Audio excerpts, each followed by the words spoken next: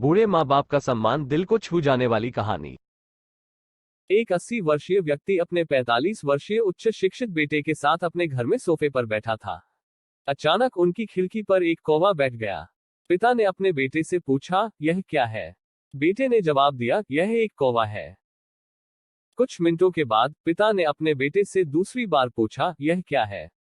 बेटे ने कहा, पिता, मैंने अभी आपको यह एक कौवा है कहा है। थोड़ी देर बाद बूढ़े पिता ने फिर से अपने बेटे से तीसरी बार पूछा, यह क्या है?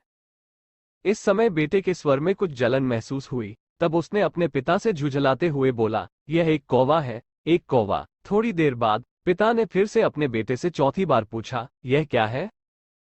इस बार बेटा अपने पिता पर चिल्लाया, आप मुझसे बार बार एक ही सवाल क्यों पूछते रहते हैं? हालांकि मैंने आपको कई बता चुका हूं कि यह एक कौवा है। क्या आप इसे समझ नहीं पा रहे हैं? थोड़ी देर बाद पिता अपने कमरे में गए और एक पुरानी डायरी लेकर वापस आए, जिसे उन्होंने अपने बेटे के जन्म के बाद से बनाए रखा था।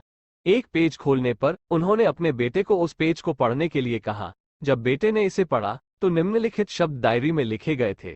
आज मेरा 3 साल का छोटा बेटा सोफे पर मेरे साथ बैठा था, जब खिड़की पर एक कौवा बैठा था। मेरे बेटे ने मुझसे 23 बार पूछा कि यह क्या है, और मैंने उसे 23 बार जवाब दिया कि यह एक कौवा था। मैंने उसे हर बार प्यार से गले लगाया और उसने मुझसे 23 बार फिर से वही सवाल पूछा। मुझे इस बात से बिल्कुल भी चिढ़ नहीं हुई कि मैंने अपने मासूम बच्चे के लिए प्यार महसूस किया है, जबकि छोटे बच्चे ने उससे 23 बार पूछा है।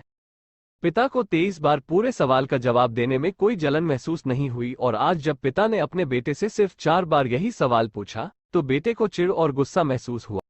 इसे पका उस बेटे को अपने किए गए व्यवहार का पता चल गया था, जिससे चलते अब वह मन ही बहुत शर्मिंदा हो रहा था। शायद उसे अब किए गए अपने बूढ़े पिता के प्रति व्यवहार पता। इसलिए यदि आपके माता पिता जब बुढ़ापे में होते हैं, उन्हें न तो पीछे छोड़ें और न ही उन्हें एक बोझ के रूप में देखें, बल्कि उनके साथ एक दयालु शब्द बोलें, शांत, आज्ञाकारी, विनम्र और उनके प्रति दयालु बने। अपने माता पिता के प्रति विचारशील रहें। आज इस बात को कहें, मैं अपने माता पिता को हमेशा खुश देखना चाहता हूँ। जब से मैं छोटा बच्चा था, उन्होंने मेरी देखभाल की। उन्होंने हमेशा मुझ पर अपने निस्वार्थ प्रेम की वर्षा की है। उन्होंने आज समाज में मुझे एक व्यक्ति के रूप में प्रस्तुत करने के लिए तूफान और गर्मी को देखे बिना सभी पहाड़ों और घाटियों को पार किया। भगवान से प्रार्थना करें, मैं अपने बूढ़े माता पिता की सर्वोत्तम तरीके से सेवा करूंगा। मैं अपने प्यारे माता पिता को सभी अच्छे और दयालु शब्द कहूंगा, चाहे वे कैसे भी व्यवहार करें। तो आप सभी इस कहानी को पढ़ने के बाद सीख जरूर मिली होगी। तो आपको यह कहानी कैसा लगा, कमेंट में जरूर बताएं।